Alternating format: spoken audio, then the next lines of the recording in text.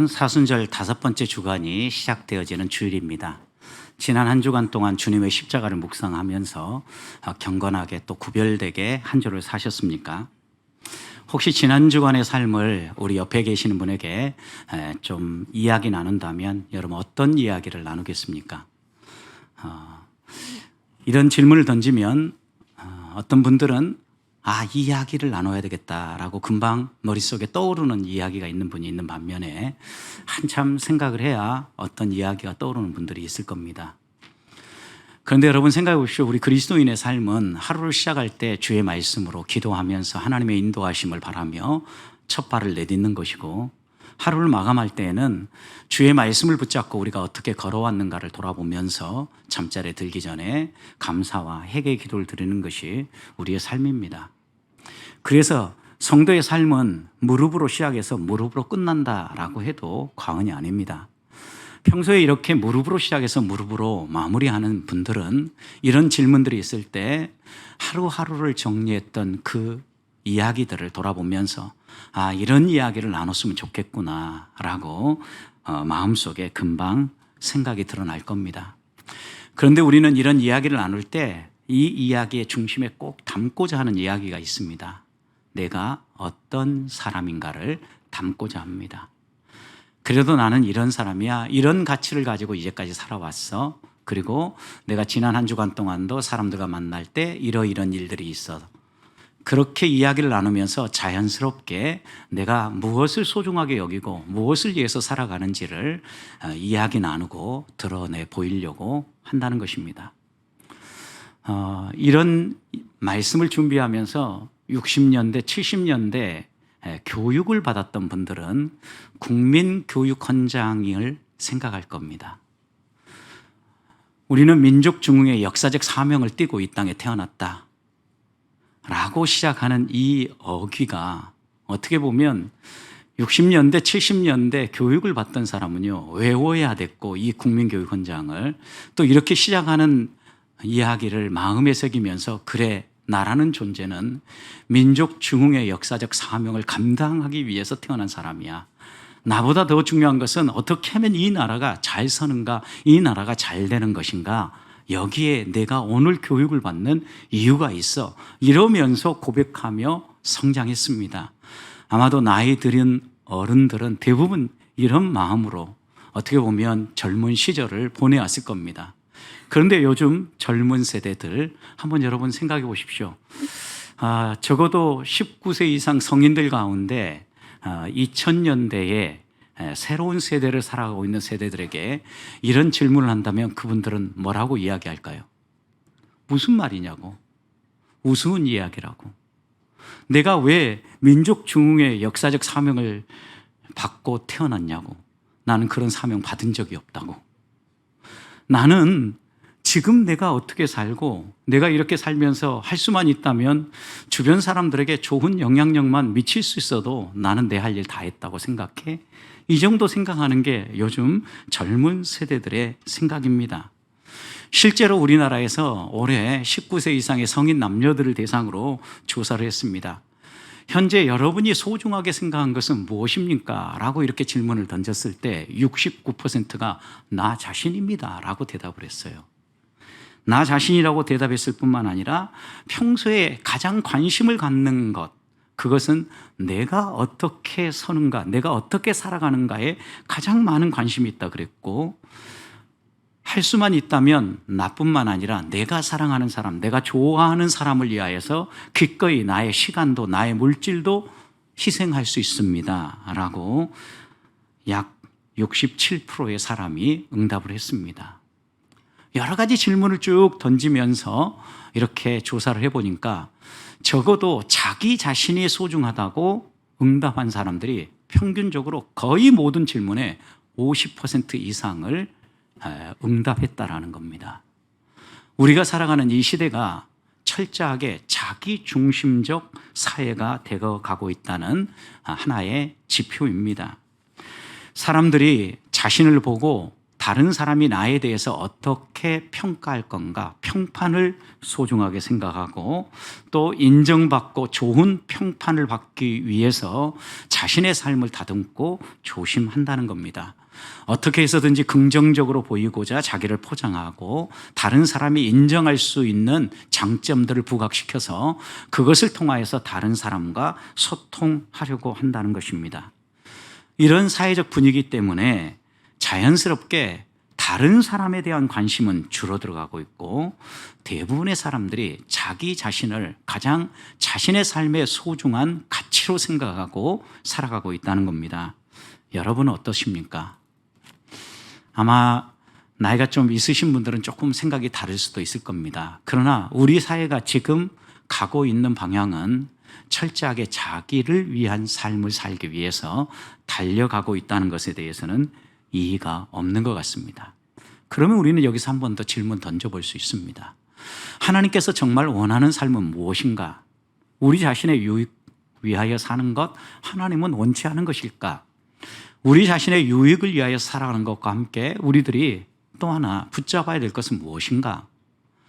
또 하나님 앞에서 우리가 자랑하고 또 우리가 나누어야 될 것은 무엇인가? 오늘 바울이 교훈하는 말씀을 마음에 새기면서 다시 한번 한 주간을 어떻게 살아갈 것인지 하나님이 주신 은혜 안에 응답하는 예배가 될 수 있기를 소망합니다.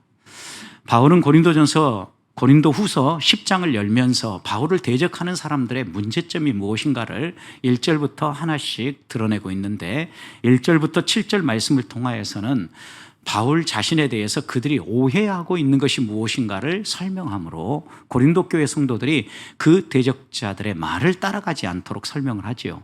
그리고 8절부터 11절 우리가 지난주 살폈던 것은 우리가 일반적으로 사람들을 대하고 평가할 때 외모를 중심으로서 평가하다 보니까 아무래도 그 속에 무엇이 있는지를 살피지 못하고 왜곡된 평가를 할 때가 많다.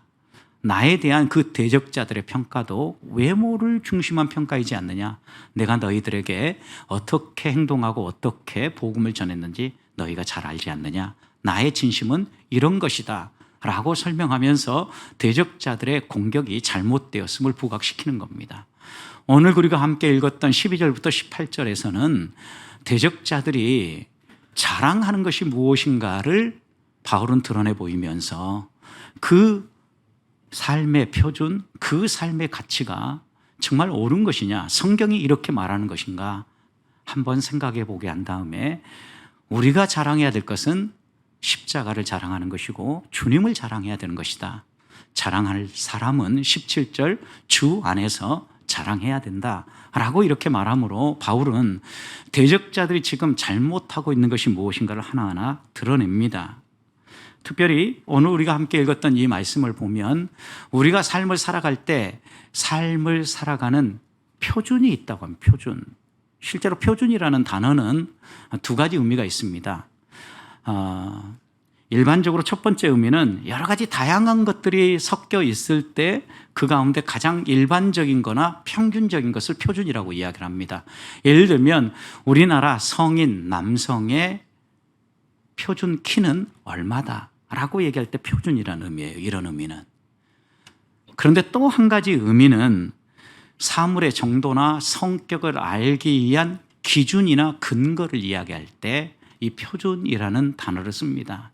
예를 들어서 우리 보배교회 성도들은 말씀을 가장 소중한 삶의 표준으로 삼고 살아갑니다 라고 얘기할 때 우리 보배교회 성도들이 소중하게 여기는 가치 가운데 하나는 그 표준 가운데 하나는 말씀이어야 된다라는 설명이죠. 그런 점에서 오늘 이 본문의 의미는 두 번째 의미예요. 우리가 행동하건 우리가 어떤 사물을 판단하든 평가하든 그 모든 것의 근거가 되는 표준, 기준을 말하는 거예요. 그런데 대적자들은 그 표준이 잘못됐다라는 거예요. 12절 말씀을 보십시오. 우리는 자기를 칭찬하는 어떤 자와 더불어 감히 짝하며 비교할 수 없다. 바울은 그 대적자들하고 짝할 수도 없고 비교할 수도 없다라고 이야기하는데 그 이유가 무엇입니까? 12절 앞에 이렇게 얘기하죠. 자기를 어떻게 하는 사람이요? 칭찬하는 사람들. 스스로 자기를 칭찬하는 사람들, 우리는 그들과 함께 비교도 안 할 뿐더러 짝하지도 않는다. 같이 일하지도 않는다. 그들은 근본적으로 표준이 잘못되었다는 걸 바울이 드러내는데 왜 그들의 표준이 잘못되었는지 그 다음 나오죠. 단순히 스스로 칭찬하는, 자천하는 것 때문이 아니에요. 왜냐하면 바울도 바울의 삶을 통하여서 부득불 자기를 자랑하고 자기를 스스로 천거할 때가 있었죠. 자천하는 일이 있었어요. 만약 자천하는 게 문제라고 하면 바울도 그런 삶을 살면 안 되었던 거죠. 문제는 자천을 하든 다른 사람이 추천을 하든 그 추천하는 근거가 뭐냐라는 거예요. 12절 후반절 보세요. 후반절 보면 그들이 자기로서 자기를 헤아리고 그 다음 자기로서 자기를 비교하니, 이들의 표준이 뭐예요 여러분? 자기예요. 자기. 자기로서에다 여러분 밑줄을 딱 그어놓으면 이 본문이 선명하게 살아나요. 자기로서 자기를 헤아리고 자기로서 자기를 어떻게 해요? 평가하고 자기로서 자기를 칭찬하는 거예요. 모든 삶의 표준과 기준이 자기예요. 그래서 이런 거죠. 사람과 관계 맺을 때도 자기에게 잘해주는 사람은 친밀한 관계를 맺고, 나하고 뭔가 이상하다 그러면 거리를 두는 거죠. 나하고 비슷한 사람은 함께 갈 사람이고 나하고 좀 다른 사람은 내가 버리고 갈 사람이라고 이렇게 생각해요. 그러니까 모든 결정과 판단의 기준이 누구예요? 자기 자신인 거죠. 그래서 자기로서 자기를 헤아리고 자기로서 자기를 비교한다라고 표현하고 있는 겁니다. 사람은 삶을 살아갈 때 어떤 것을 자신의 삶의 중요한 가치, 표준으로 삼느냐에 따라서 행동이 달라지게 되어 있습니다. 여러분, 그래서 가치관이 중요하다라고 이야기하는 거 아니겠습니까? 우리 그리스도인들은 이런 잘못된 표준, 자기로서 자기를 헤아리고 자기로서 자기를 칭찬하는 것은 어리석은 일이라는 걸 알아요. 왜? 자기 중심적인 삶은 결국 죄를 짓는 삶으로 연결되어지고 자기 중심적인 삶은 결국은 넘어지게 되어 있기 때문입니다. 그래서 바울은 이런 삶에 대해서 12절 마지막에서 지혜 없다, 어리석은 삶이다 라고 평가를 하고 있는 겁니다. 자기로서 자기를 헤아리는 사람은요, 올바른 표준을 바로잡지 못하니까 자기가 자기의 삶의 중요한 기준이 되어서 행동하고 다른 사람을 평가하는 겁니다. 바울이 지금 문제하는 것은 자기 스스로 추천하고 칭찬하는 걸 문제 삼는 것이 아니라 어떤 기준을 따라서 자기를 추천하고 칭찬하는가, 기준, 표준이 잘못되었다는 것을 지금 드러내고 있는 겁니다. 자신을 평가의 중요한 척도로 삼고 자기를 기준해서 평가하는 사람은 오늘 우리 사회에서도 쉽게 만나볼 수 있습니다. 오늘 우리 사회를 절대적 표준이 사라진 시대라고 이야기를 합니다. 그래서 많은 사람들이 포스트 모더니즘을 이야기하면서 후기 현대 사회를 살아가는 사람의 삶의 특징 가운데 하나가 절대 가치를 인정하지 않는 것이라고 말을 합니다.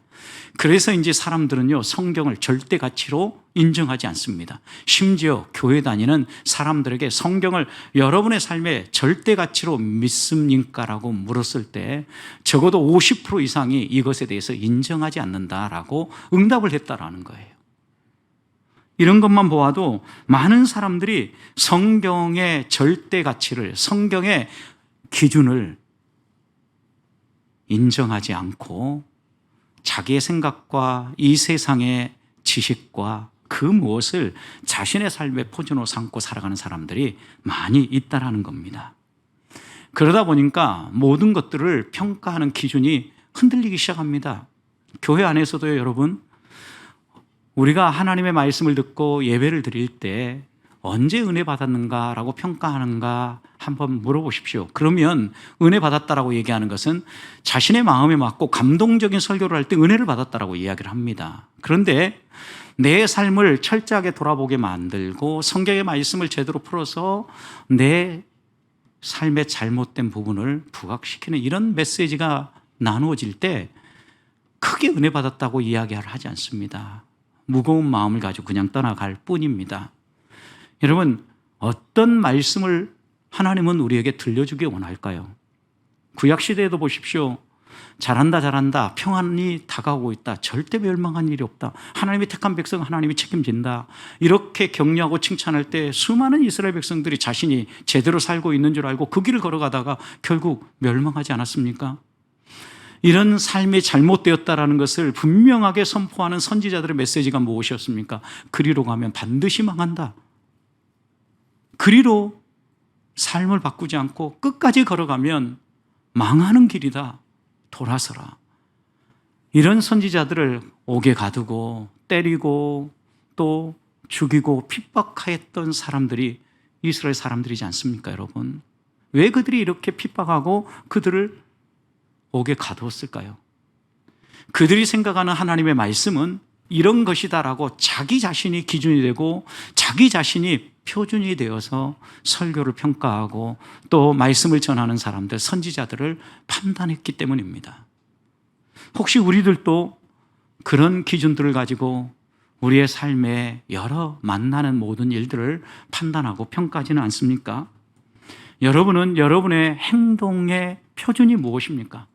그리고 여러분들이 어떠한 일을 할 때 제일 먼저 점검하는 기준은 무엇입니까?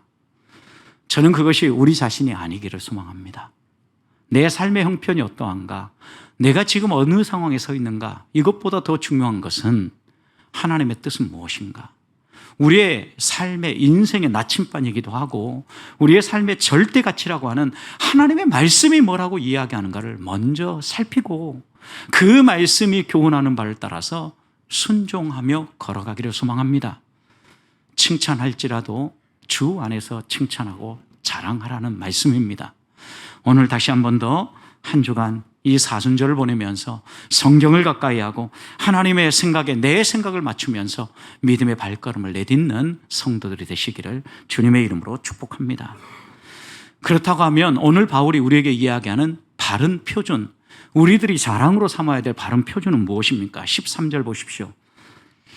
그러나 우리는 분수 이상의 자랑을 하지 않고 오직 하나님께서 우리에게 나눠주신 그 범위와 한계를 따라하노니 곧 너희에게까지 이른 것이다.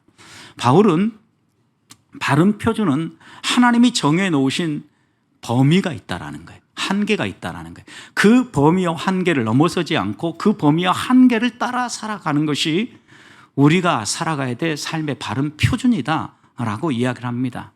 그래서 바울은 이 13절을 시작하면서 분수 이상을 자랑하지 않는다. 여기 자랑한다라는 것은 복음을 전한다라는 거예요.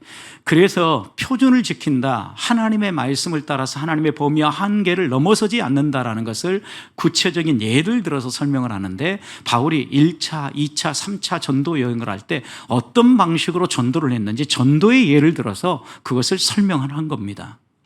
여러분, 바울은 바른 표준은 하나님의 허락하신 범위 아니라고 생각했어요. 그리고 그 한계를 넘어서지 않는 거라고 생각했어요. 그래서 선교를 할 때 자신의 생각에는 여기에 더 머물렀으면 좋겠고 또 다른 곳으로 갔으면 좋겠다라고 생각이 아무리 들어도 하나님의 인도하심을 먼저 구하고 하나님의 그 인도하심을 따라갔어요. 여러분, 아시아에서 복음 전할 때 드로아에 이르렀을 때 예를 생각해 보십시오. 그곳에서 아시아 지역에 있는 사람들이 바울의 복음을 받아들이고 많은 사람이 믿으면서 화라산처럼 복음이 살아나기 시작했습니다. 여기에서 조금만 더 복음을 전한다면 그 지역을 더 많이 복음화 시킬 수 있었을 것입니다. 그런데 하나님께서 밤중에 바울에게 나타나셔서 하나의 환상을 보여주셨습니다.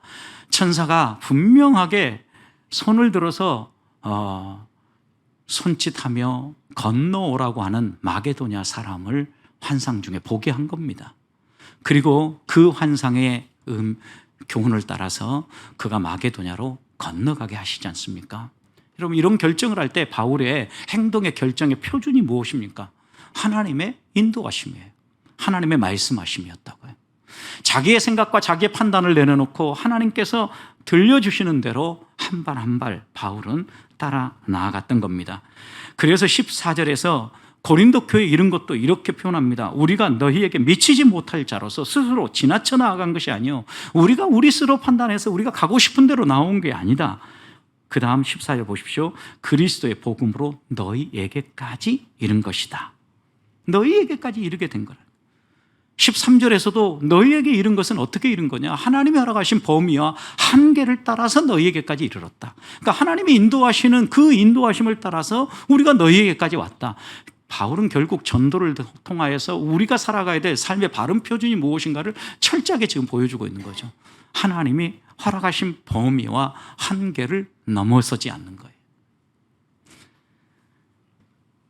우리도 어떠한 일을 할 때, 특히 주의 일을 할 때 더 많이 하고 더 열심히 헌신하는 게 귀하다 생각하고 또 그렇게 하고자 했습니다. 그래서 많은 성도들이 내 몸이 부서져도 주의 나라를 위하고 하나님의 영광을 위한 것이라고 하면 뒤돌아보지 않고 헌신하며 섬기지 않았습니까? 여러분, 그런데 우리가 이렇게 헌신할 때 꼭 점검해야 될 것이 있어요. 바울은 그렇게 우리가 많은 일을 하는 것이 꼭 하나님이 기뻐하시는 일이 아니라고 이야기하는 거예요. 많은 일을 한다 할지라도 범위와 한계를 넘어서는 순간 문제가 발생한다는 거예요. 교회 안에 왜 다툼이 일어납니까? 하나님이 정해놓으신 범위와 한계를 넘어서기 때문에 이런 문제가 생기는 겁니다. 다툼이 생기는 겁니다. 바울은 복음 전도를 할 때에도 어떤 특정 지역에서 자기의 생각에 더 많은 열매가 맺힐 것 같아도 하나님이 아니라고 하면 가감하게 그 지역을 내려놓고 발걸음을 옮겼던 사람입니다. 실제로 주의 말씀에 누가가 쓴 사도행전 1장 8절 말씀을 보면 오직 성령이 너에게 마시면 너희가 권능을 받고 그 다음 예루살렘과 온 유대와 사마리아와 땅끝까지 이르러 복음을 전하리라 말씀하지 않았습니까? 성령이 충만했던 바울이 어디에서 시작합니까? 예루살렘에서 시작합니다. 예루살렘에서 시작해서 여러분 온 유대와 그 다음 사마리아와 땅끝까지, 여러분 그러니까 제일 먼저 가까이에 있는 사람부터 먼저 돌아보고 그 다음 땅끝으로 나아가는 거예요. 여러분 우리가 섬김을 할 때에도 그래서 교회 안에 함께 나누며 섬기며 제일 가까운 데서 먼저 섬김을 하면서 더 나아가는 거예요. 우리의 영역을 확장시켜 하나님이 내게 허락하신 범위와 한계가 어디냐라는 거죠. 가정은 돌아보지 못하면서 교회를 돌고 섬기는 것 불편한 일이지요, 여러분. 가정이 건강하게 서고 이 건강한 가정이 교회 안에 모임으로 건강한 교회가 세워지고 건강한 교회들이 모임으로 건강한 사회와 나라가 형성되는 거 아니겠습니까? 우리에게 하나님 허락하신 범위와 한계를 우리가 분명하게 이해해야 합니다. 바울이 어느 지역으로 넘어갈 때 항상 하나님 앞에서 기도하면서 넘어갔는데 로마서 15장 23절에서도 이제는 이 지방에 일할 곳이 없고 또 여러 해 전부터 서바나로 갈 때 너희에게 가기를 바랐다. 바울이 자기가 지금 관문을 중심으로 중요한 지점을 중심으로 복음을 전하기로 했는데 이제는 이 지역을 다 돌아다녔다는 거예요. 1차부터 3차까지. 그래서 바울은 이제 그 다음 서바나로 가기를 원하는데 서바나로 갈 때 로마에 있는 너희도 만나고 서바나로 가기를 원한다. 이렇게 자신의 소원과 하나님의 뜻을 함께 그들에게 편지로 전달했던 거예요. 이 말씀을 통하여서 우리가 다시 한번 새겨야 될 게 무엇입니까? 성도 여러분, 우리는 우리의 삶의 표준이 무엇인가를 놓치지 말아야 합니다. 하나님의 말씀이어야 하지만 또 하나 그것과 함께 하나님이 우리에게 주시는 범위와 한계를 넘어서서는 안 되겠다는 거예요. 하나님이 각자에게 주시는 범위와 한계가 있는데 그것을 우리는 스스로 지나쳐 넘어가 버릴 때가 많아요. 그래서 믿음의 사람들이 이렇게 고백하지 않습니까? 하나님보다 앞서지 않고 뒤처지지 않고 하나님 손잡고 따라가기를 원합니다. 말씀보다 앞서가지 아니하고 말씀이 교훈하는데도 모르는 척하고 뒷걸음질 치지 아니하고 말씀이 이끄는 대로 순종하며 말씀의 길을 걷기 원합니다. 이게 우리 믿는 사람들의 고백 아닙니까? 저는 우리 보백교회 성도들이 우리의 한계와 범위를 인정하면서 하나님이 주시는 그 은혜 안에서 주님 손잡고 말씀을 지키며 믿음의 길을 걸어가기를 주님의 이름으로 축복합니다. 마지막입니다. 우리가 이렇게 바른 표준을 따라서 복음을 전하고 나눌 때 중요하게 마음에 새겨야 될 것은 무엇을 나눌 건가요? 우리가 자랑하고 복음을 전할 때 무엇을 나눌 건가요? 14절 보십시오. 우리가 너희에게 미치지 못할 자로서 스스로 지나쳐 나간 것이 아니요 그 다음 그리스도의 복음으로 너희에게까지 이르렀다. 우리가 너희에게까지 나아갈 수 있었던 것은 그리스도의 복음이 있었기 때문이다. 복음을 붙잡고 너희에게 나아온 것이다 라고 이렇게 얘기하죠.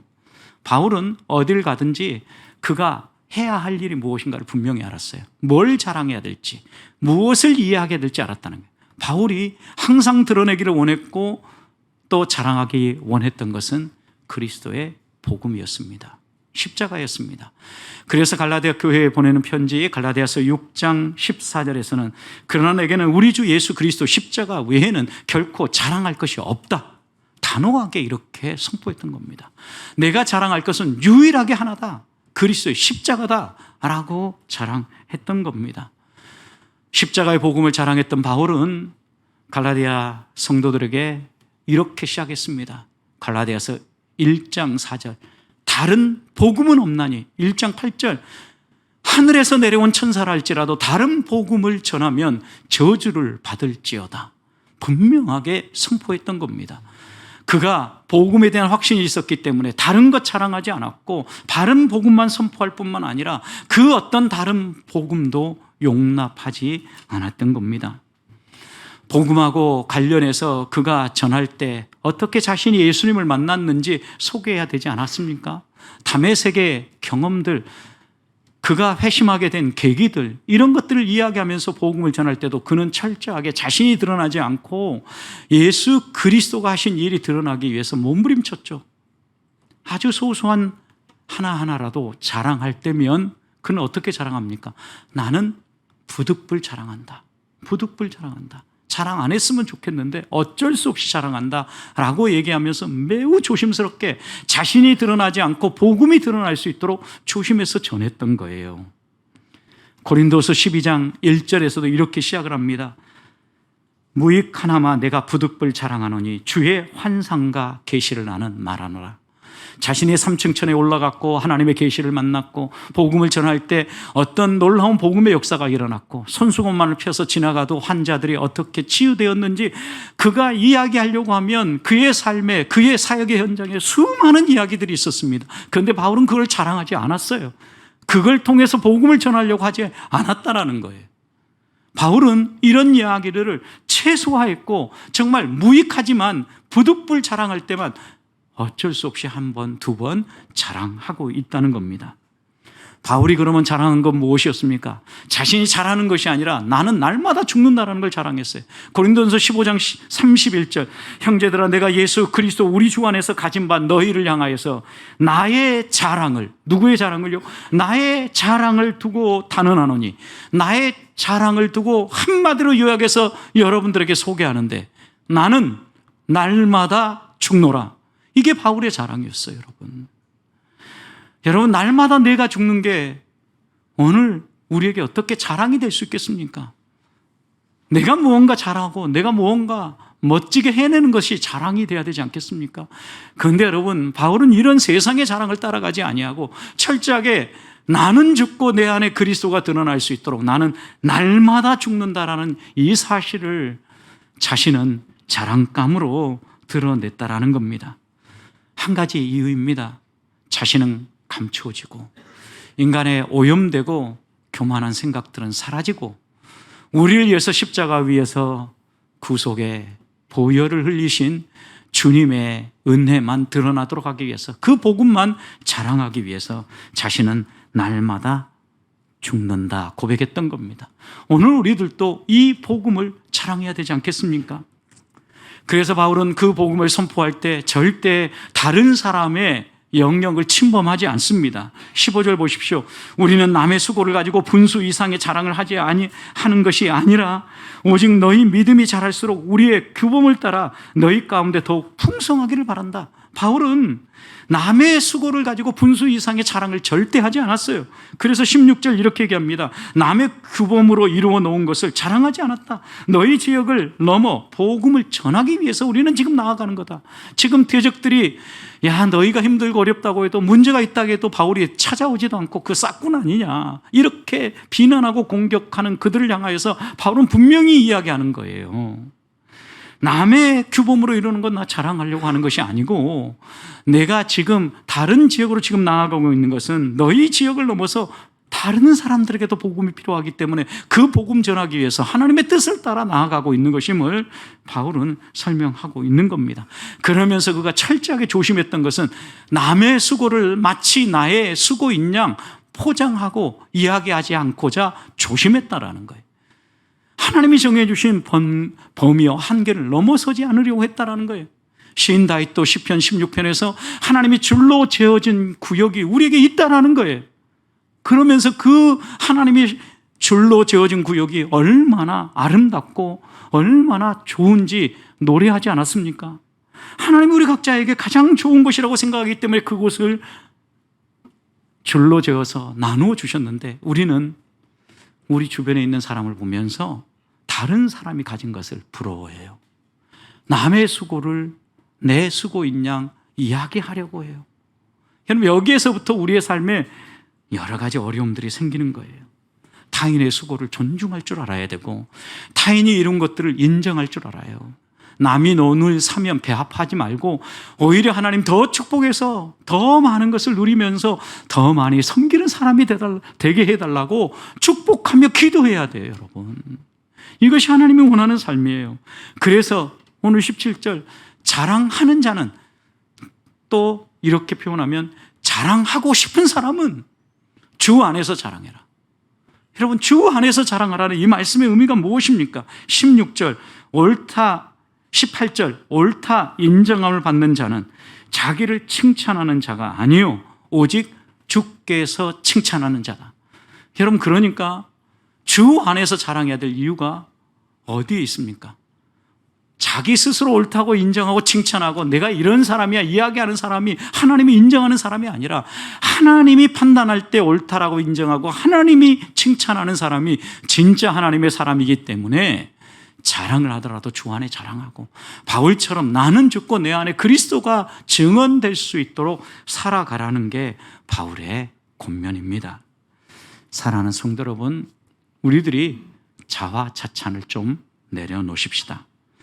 하나님이 칭찬하시는 삶을 내 삶의 목표로 삼으십시다. 한 주간 다른 사람의 수고를 침범하거나 다른 사람이 해놓은 일을 마치 내가 한 것인 양 자랑하지 않고 예수 그리스도의 십자가 복음만 붙잡고 그것을 자랑하며 이 사순절 마지막 주간 한 주간 믿음으로 하나님과 함께 걸어 나아가는 주의 자녀들이 되시기를 주님의 이름으로 축복합니다.